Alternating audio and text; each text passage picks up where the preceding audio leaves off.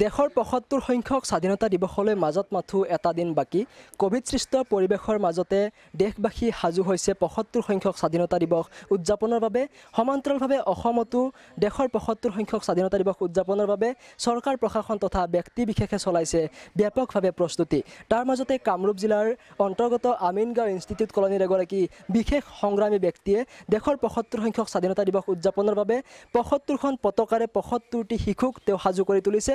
এই মুহূৰ্তত মই এগৰাকী বিশেষ ব্যক্তিৰ বাসগৃহত উপস্থিত আছো। প্ৰথমতে মই পৰিৱেশটো প্ৰাগ নিজৰ দৰ্শকসকলক দেখুৱাই লৈছো।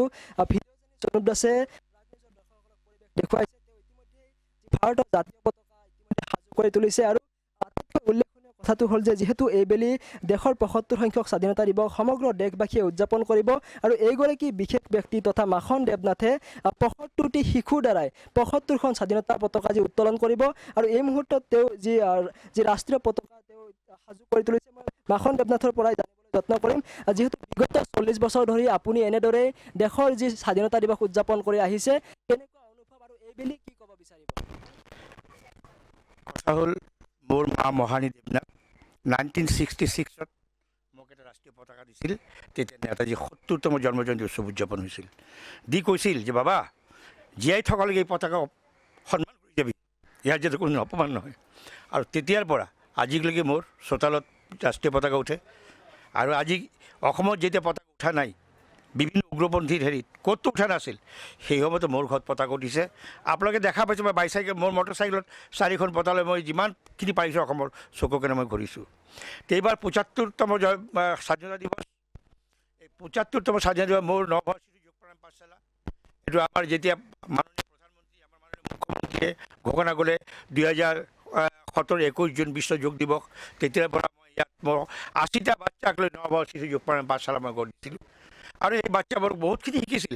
এই ৰাস্তাৰ ওচৰতে আপোনালোকে দেখা পাইছে তেতিয়া ৰাস্তা সৰু আছিল ইয়াত ত্ৰিপালৰ পৰা পেণ্ডেল বনাই মই যোগা শিকাইছিলোঁ। যোগা আৰ্ট বিনামূলীয়াকৈ যোগা শিকাইছিলোঁ, আৰ্ট শিকাইছিলোঁ, নৃত্য শিকাইছিলোঁ, কবিতা। যিসকল বাচ্চাৰ মা দেউতা ৰাতিপুৱা টোপনিৰ পৰা উঠি যায় পেটৰ দায়ত আৰু ৰাতি ঘৰত আহে তো সেইবোৰ বাচ্চাক লৈ নৱ শিশু প্ৰাণ পাঠশালা তেওঁ আমাৰ মুখ্যমন্ত্ৰী মহোদয়ে এটা আশ্বাস দিছে।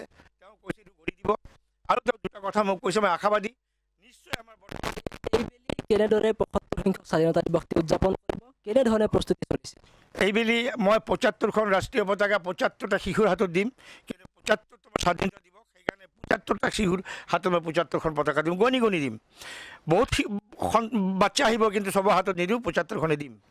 আৰু ৰাতিপুৱাৰ পৰা কাৰ্যসূচী আছে। ৰাতিপুৱা আমি ৭:৩০ বজাত ভাৰত মাতাৰ প্ৰতিমূৰ্তি মাল্যদান বন্তি প্ৰজ্বলন, ৮:৩০টাত শ্বহীদসকলৰ শ্বহীদ বেদী তৰ্পণ।